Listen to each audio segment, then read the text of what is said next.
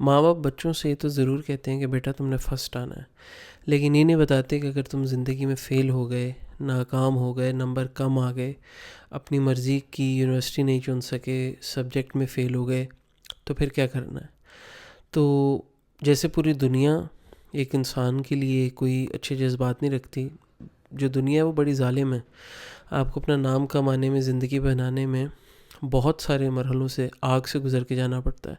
तो इसी तरह माँ बाप भी शायद, उनको भी ये लगता है कि जो मोटिवेशन है वो यही है कि बस तुमने आना है, नहीं होगे तो या मार पड़ेगी, या ये हो जाएगा या वो हो जाएगा। तो ज़िंदगी में अगर बच्चा फ़ेल हो जाएगा तो उसके बारे में माँ बाप क्यों नहीं बताते कि बेटा अगर फ़ेल हो गए, गिर गए ज़िंदगी में, तो कैसे उठना है। मैं कितनी ऐसी मिसालें दे सकता हूँ जो लोग टॉप किया, जिन्होंने 4-4 जीपीए लिया यूनिवर्सिटीज़ में, उनको जॉब नहीं मिली और वो फारिग बैठे रहते हैं, फिर कुछ छोटी मोटी नौकरी कर रहे हैं। और कितने ऐसे लोग हैं जो बचपन से लेकर एवरेज स्टूडेंट थे, लेकिन जब वो कमाने की उम्र में आए, जब वो उन्होंने हुनर सीखा, तो उन्होंने टॉपर्स को पीछे छोड़ दिया। तो ये जो रिस्क की हम बात करते हैं ना कि अल्लाह ताला पे भरोसा होना चाहिए, तो क्या ये माँ बाप बच्चों को सिखाते हैं।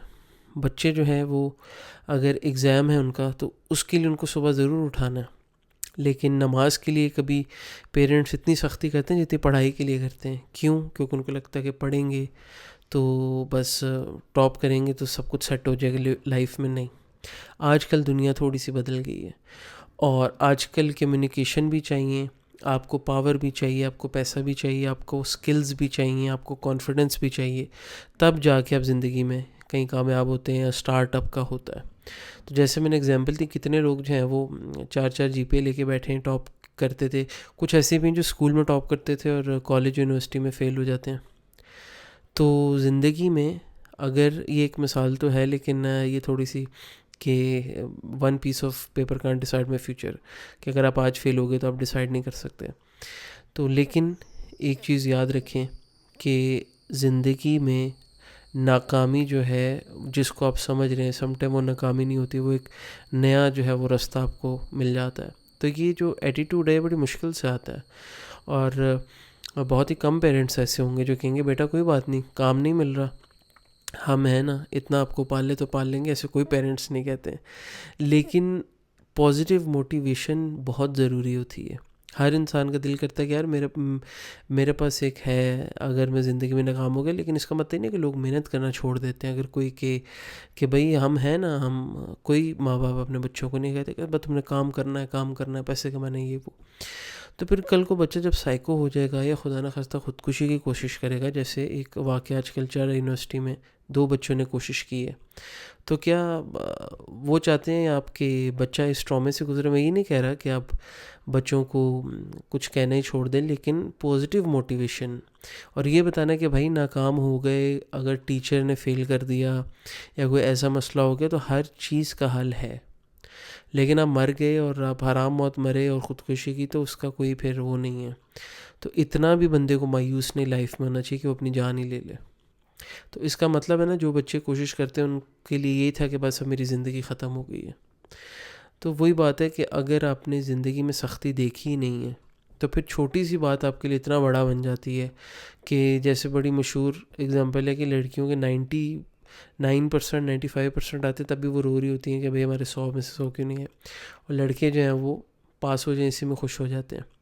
लेकिन एक चीज़ याद रखें कि आपने जो कल को ज़िंदगी में कामयाब होना है, उसमें बहुत सारे फैक्टर्स हैं, सिर्फ नंबर मैटर नहीं करते। हाँ, नंबर आपको एक जो है ना वो पिक ज़रूर दे देते हैं, आपको एक एज दे देते हैं, लेकिन मैंने एग्जांपल दी, आपके सामने भी होगी, कितने लोग ऑफिसेज में अच्छी पोस्ट पे चले जाते हैं और आप पूछें तो वो समटाइम बैक बेंचर्स होते हैं, या वो समटाइम इतने एवरेज स्टूडेंट्स होते हैं। एवरेज में भी मतलब है कि अगर आप 70% और 80 के आसपास रहे हैं तो वो भी एक अच्छी एवरेज है, अगर आप टॉप नहीं भी कर सके तो। लेकिन ज़िंदगी में बाकी स्किल्स आना बहुत ज़रूरी होती हैं।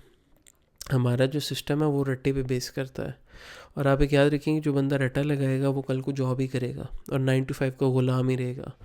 कितने आप देखें बिजनेसमैन हैं, बहुत कम हैं जो पढ़ाई करके उन्होंने बिज़नेस स्टार्ट किया हो।